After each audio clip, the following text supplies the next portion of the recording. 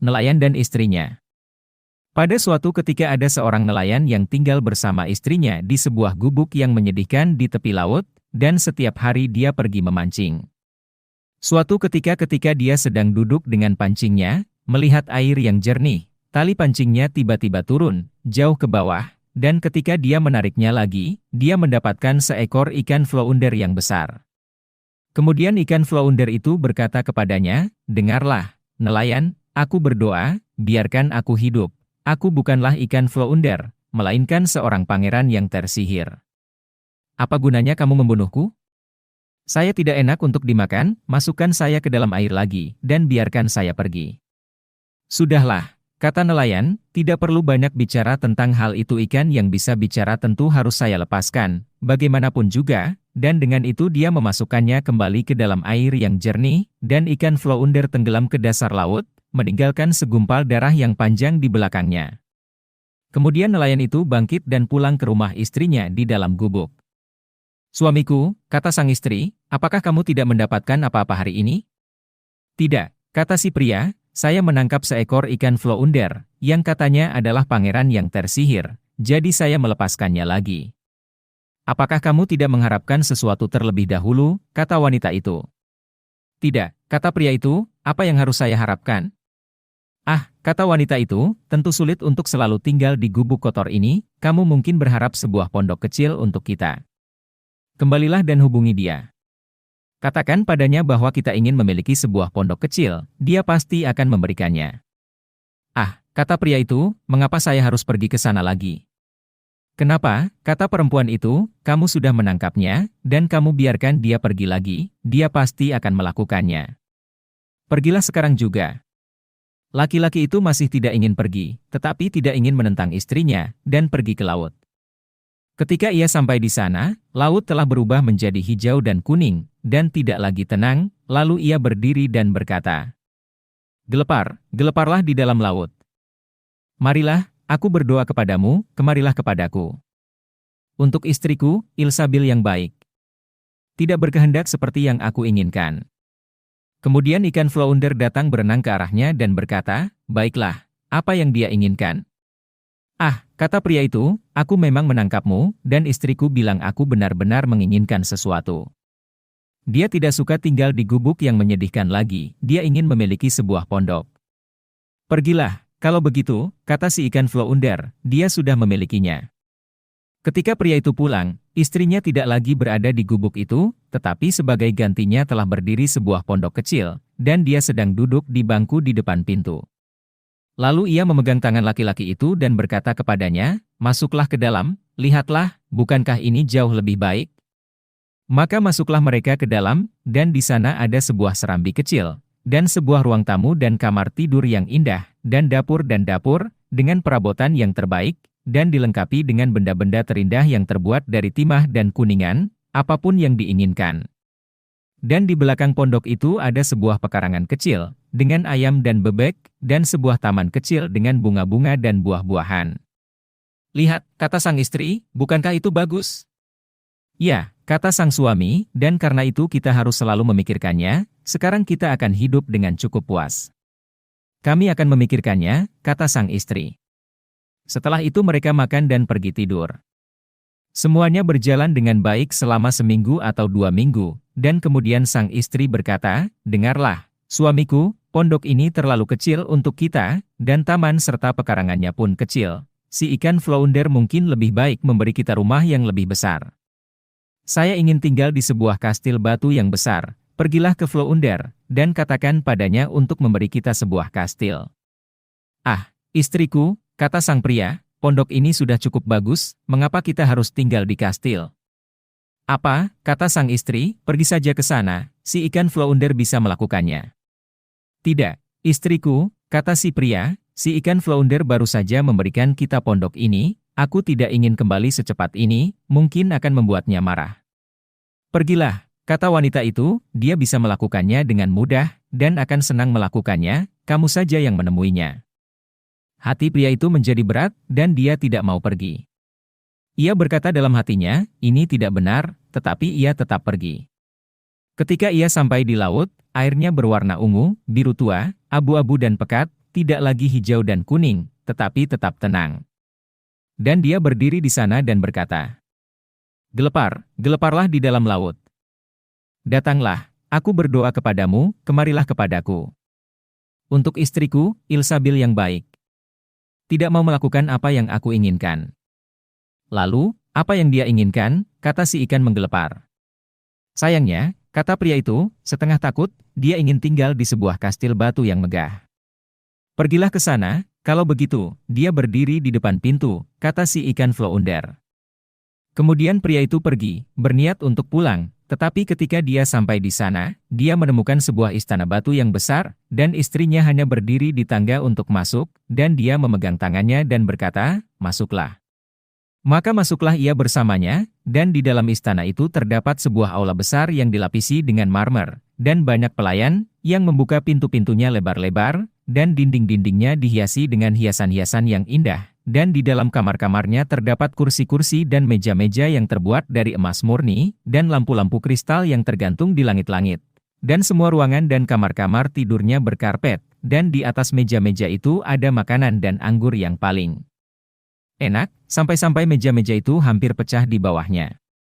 Di belakang rumah itu juga terdapat halaman yang luas, dengan kandang kuda dan sapi, serta kereta-kereta kuda yang paling bagus, juga terdapat taman yang luas dan megah, dengan bunga-bunga dan pohon buah-buahan yang paling indah, dan taman yang panjangnya hampir setengah mil, yang di dalamnya terdapat rusa-rusa jantan, rusa-rusa betina, kelinci-kelinci, dan segala sesuatu yang dapat diinginkan.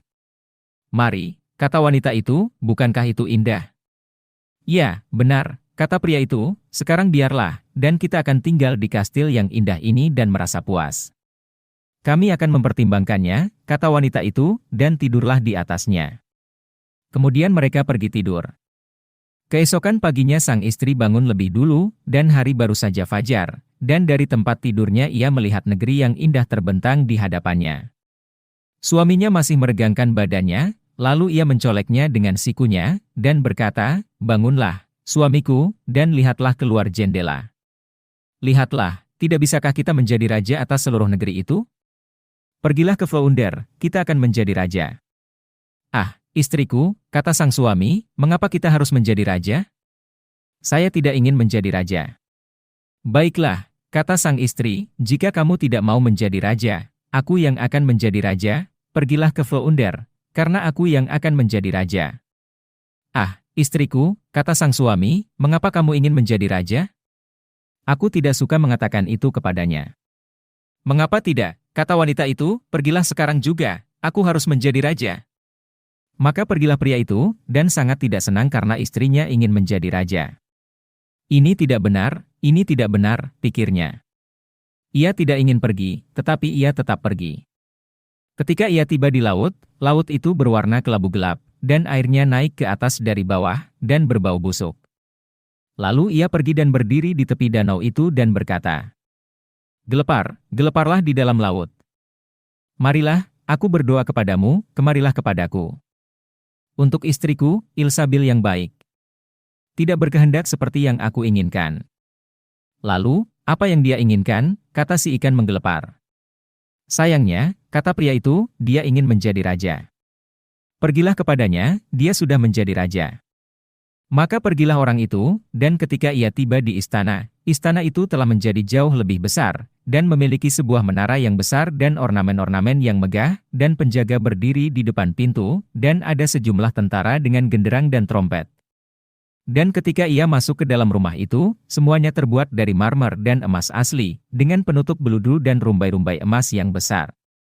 Kemudian pintu-pintu aula terbuka, dan tampaklah istana dengan segala kemegahannya, dan istrinya duduk di atas singgasana yang tinggi dari emas dan permata, dengan mahkota emas yang besar di atas kepalanya, dan tongkat dari emas murni dan permata di tangannya, dan di kedua sisinya berdiri para dayang-dayangnya dalam satu barisan, yang masing-masing selalu lebih pendek dari yang terakhir. Kemudian dia pergi dan berdiri di hadapannya, dan berkata, "Ah, istriku, dan sekarang engkau adalah raja." "Ya," jawab perempuan itu, "sekarang aku adalah raja." Lalu ia berdiri dan memandangnya, dan setelah beberapa lama ia memandangnya demikian, ia berkata, "Dan sekarang engkau telah menjadi raja, biarlah segala sesuatu terjadi, sekarang kita tidak mengharapkan apa-apa lagi. Tidak, suamiku, kata wanita itu, dengan agak cemas, aku merasa waktu berlalu dengan sangat cepat. Aku tidak tahan lagi. Pergilah ke Flounder, aku adalah raja, tapi aku juga harus menjadi kaisar. Aduh, istriku, mengapa kamu ingin menjadi kaisar? Suamiku, kata dia, pergilah ke Flounder. Aku akan menjadi kaisar. Aduh, istriku, kata pria itu, dia tidak bisa menjadikanmu kaisar. Aku tidak boleh mengatakan itu kepada ikan. Hanya ada satu kaisar di negeri ini. Kaisar si ikan Flounder tidak bisa menjadikanmu kaisar. Saya jamin dia tidak bisa. Apa? Kata wanita itu, aku adalah raja, dan kamu hanyalah suamiku, maukah kamu pergi sekarang juga? Pergilah sekarang juga. Jika dia bisa menjadi raja, dia bisa menjadi kaisar. Aku akan menjadi kaisar, pergilah sekarang juga. Maka ia pun dipaksa untuk pergi. Namun, ketika pria itu pergi, pikirannya gelisah, dan berpikir, ini tidak akan berakhir dengan baik, ini tidak akan berakhir dengan baik.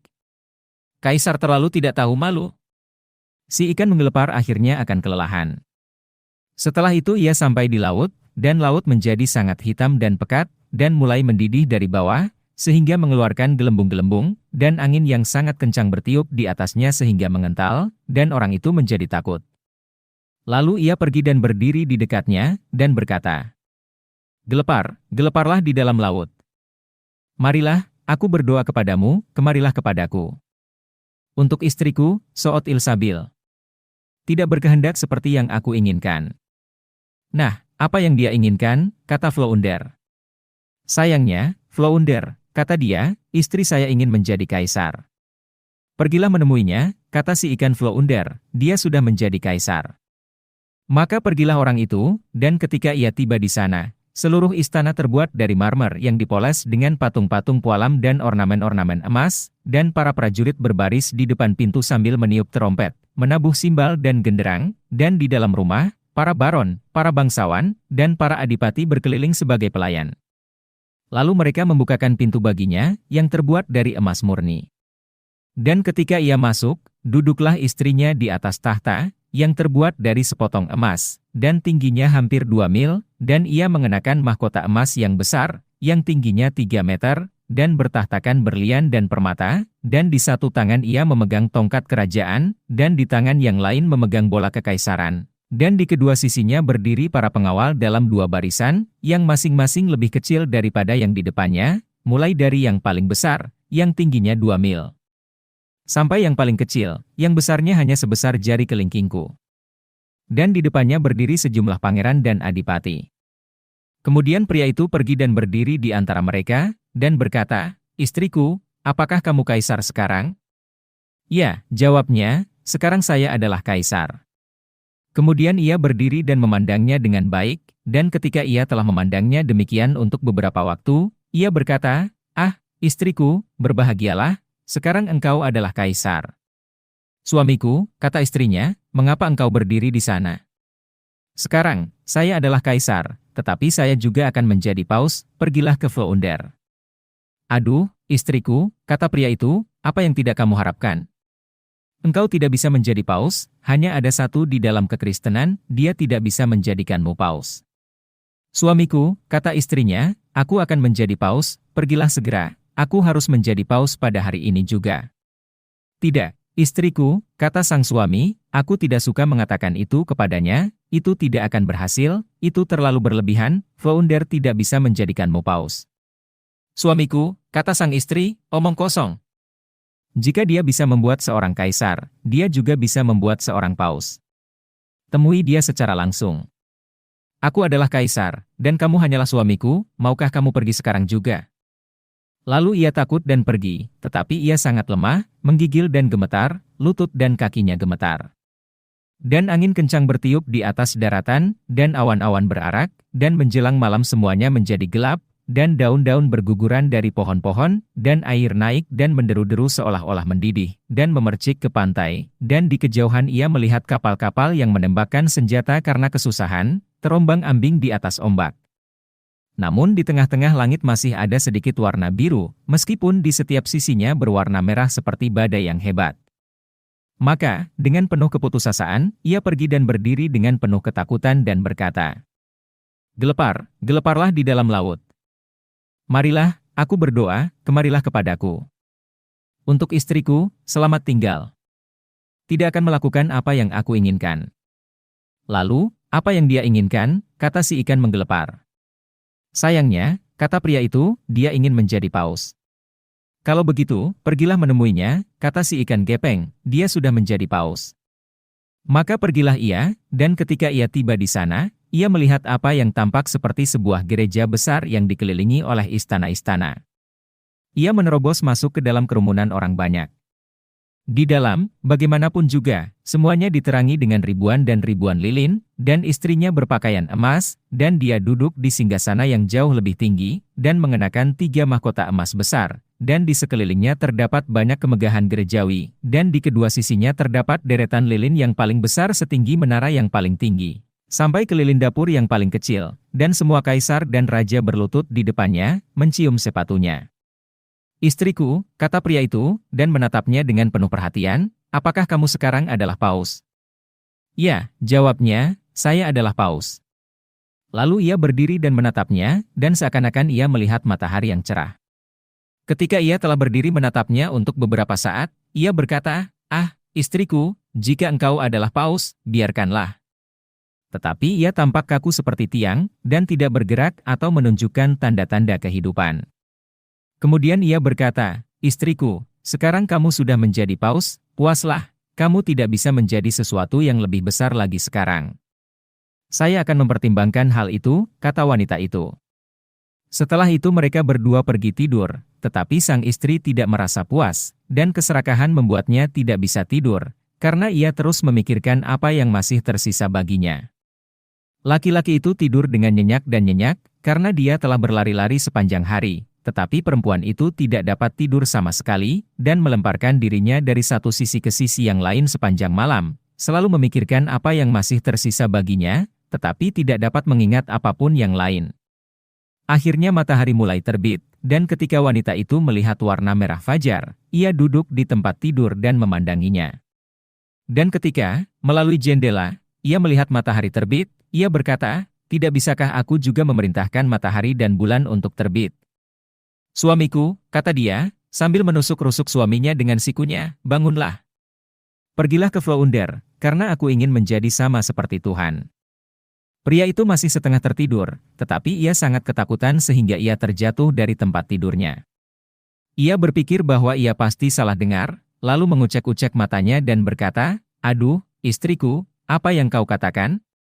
"Suamiku," kata istrinya, "jika aku tidak dapat memerintahkan matahari dan bulan untuk terbit, dan harus memandang dan melihat matahari dan bulan terbit, aku tidak dapat menanggungnya. Aku tidak akan tahu apa artinya memiliki saat-saat bahagia, kecuali jika aku dapat membuat mereka terbit sendiri." Kemudian ia memandangnya dengan sangat mengerikan sehingga ia merasa gemetar dan berkata, "Pergilah sekarang juga, aku ingin menjadi seperti Allah." "Aduh, istriku," kata pria itu, sambil berlutut di hadapannya, "Flounder tidak dapat melakukan hal itu, dia dapat membuat seorang kaisar dan paus. Aku memohon padamu, teruslah seperti sekarang ini, dan jadilah paus." Kemudian dia menjadi sangat marah, dan rambutnya berkibar-kibar di atas kepalanya, dan dia berteriak, "Aku tidak akan tahan dengan ini, aku tidak akan tahan lebih lama lagi, maukah engkau pergi?" Kemudian ia mengenakan celananya dan lari seperti orang gila. Tetapi di luar badai besar mengamuk, dan bertiup begitu kencang sehingga dia hampir tidak dapat menahan kakinya, rumah-rumah dan pohon-pohon tumbang, gunung-gunung berguncang, batu-batu berguling ke laut, langit menjadi gelap gulita, dan bergemuruh, dan laut datang dengan gelombang hitam setinggi menara gereja dan gunung-gunung, dan semuanya dengan puncak buih putih di puncaknya. Kemudian ia berteriak, tetapi tidak dapat mendengar kata-katanya sendiri. "Gelepar, geleparlah di dalam laut. Datanglah, aku berdoa, kemarilah kepadaku. Untuk istriku, Ilsabil yang baik. Tidak berkehendak seperti yang aku inginkan." "Nah, apa yang dia inginkan?" kata si ikan menggelepar.